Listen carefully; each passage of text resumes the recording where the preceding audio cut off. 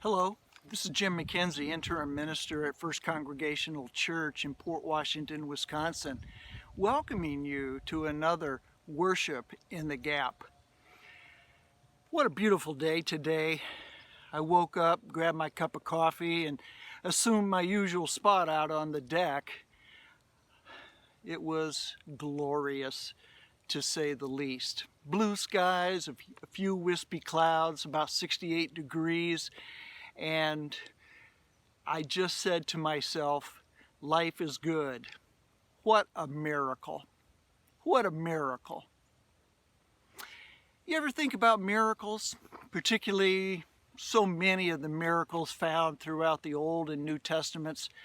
Have you ever felt the tension when you walk through the door of the church that somehow you should leave your mind, you should check your mind at the door?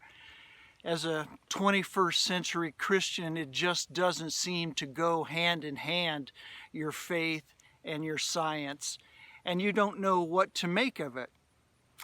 Maybe you have to resort to the position of simply saying, well, I guess if it's in the Bible, it must be true, or I guess God can do whatever God wants to do. But there's some mental gymnastics that you have to perform that may make you uncomfortable. What I'd like to share with you today is something that for some of you it will be uncomfortable and perhaps even painful, what I'm about to share with you. I'm not here to take anybody's faith away. I simply want to offer an alternative if you are one of those people that feel that tension when you walk through the door of the church.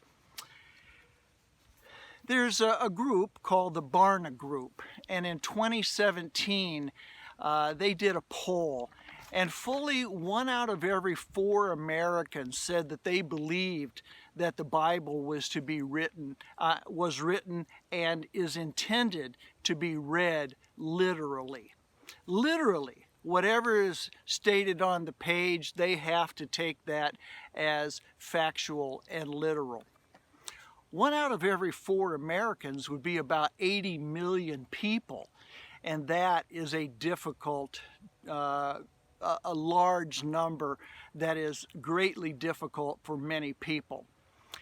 Imagine if you're part of the unchurched, and you say to your friends, family, and neighbors, I can't embrace the faith that you talk about. How could I? How do I believe that a person could actually survive in the belly of a big fish for 3 days? How do I possibly believe that 5,000 people could be fed from the sack lunch of a little boy, a few loaves of bread and a couple of fish? How could I possibly believe that the sun would stand still while Joshua and his armies defeated the Amorites? How is it possible that the entire planet could be covered with waters from a flood? This doesn't make sense. Not to speak of which, Balaam had a talking donkey. If you take a literal perspective, you have the obligation to give reasoning to how these things can exist, when in fact these things do not happen in the world in which we live.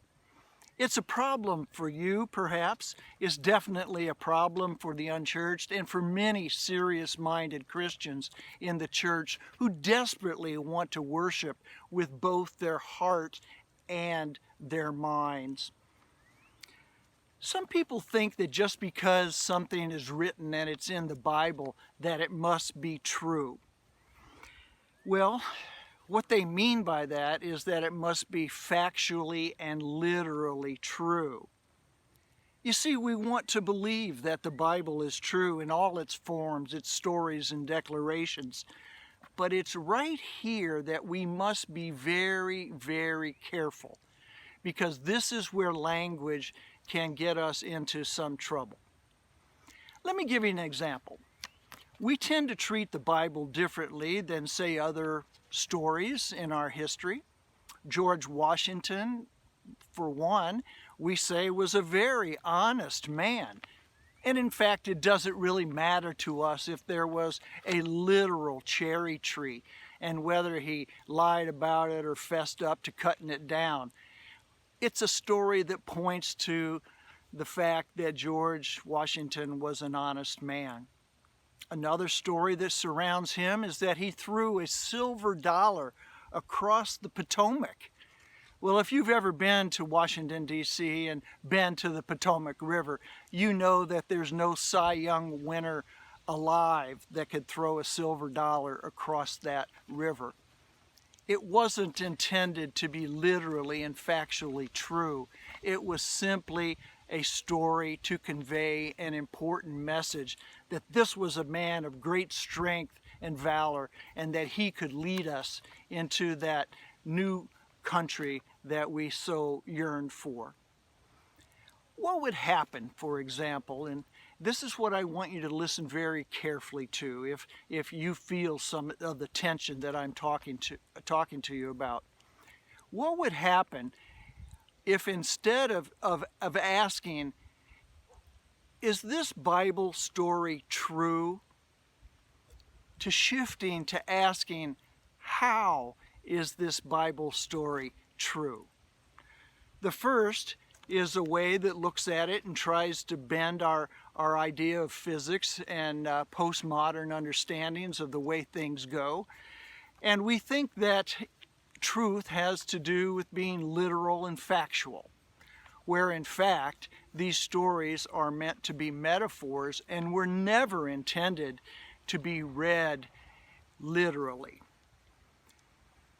Our attempts to do so really only create more problems for us than they do solutions. People don't walk on water. Storms are not stilled or rebuked by a word. Donkeys, I'm afraid, don't speak in either English, Hebrew, Greek, or Aramaic. The sun does not stand still. And Lazarus, who had been dead for 4 days, who had been dead and buried, was not resuscitated by Jesus. This is not the way our world works. What they are stories intended to point us to a greater message or reality. People who read the Bible literally can claim that a square is a round.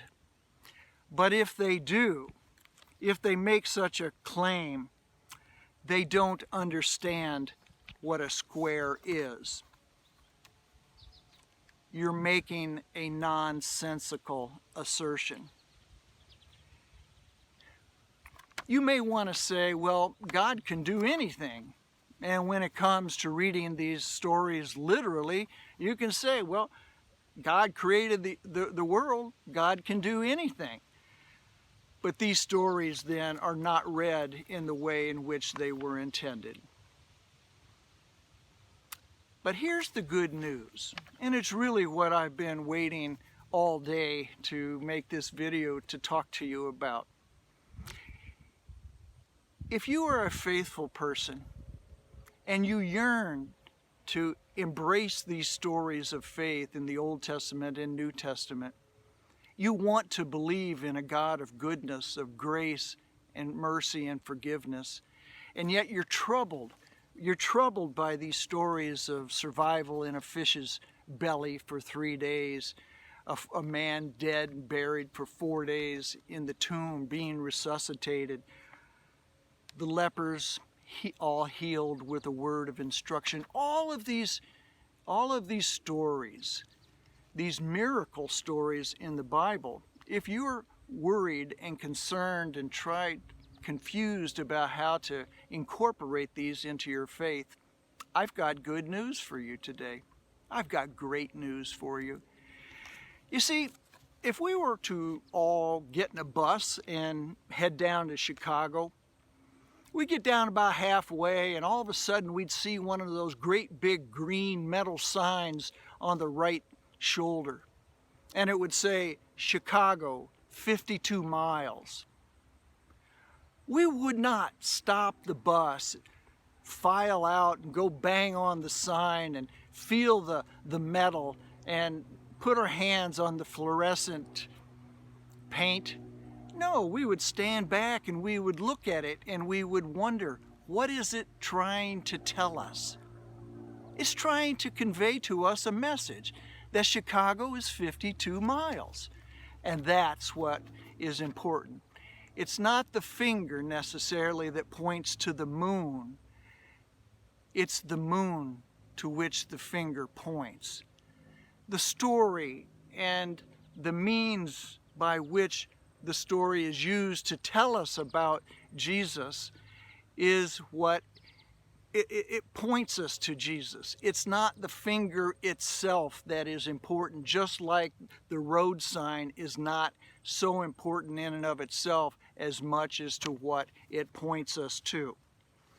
The good news is that instead of trying to do the mental gymnastics with our brains and our faith when we look at these miracle stories, the good news is that we can ask instead, like I said, not are the Bible stories literally true, but how are they true?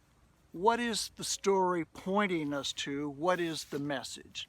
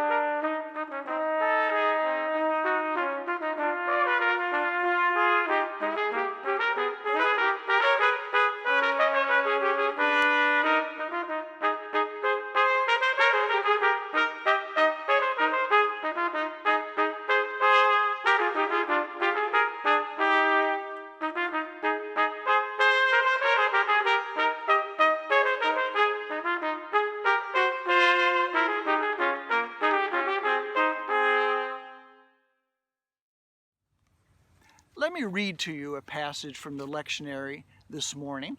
It's the story that you all know of Jesus walking on water and Peter attempting to walk on the water himself. Let me read to you that story. Immediately, and this is from Matthew because this story occurs in Mark, Matthew, and the Gospel of John. Immediately he made the disciples get into the boat and go on ahead to the other side while he dismissed the crowds.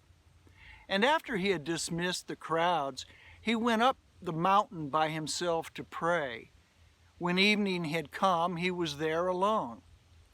But by this time the boat, battered by the waves, was far from the land, for the wind was against them. And early in the morning he came walking toward them on the sea.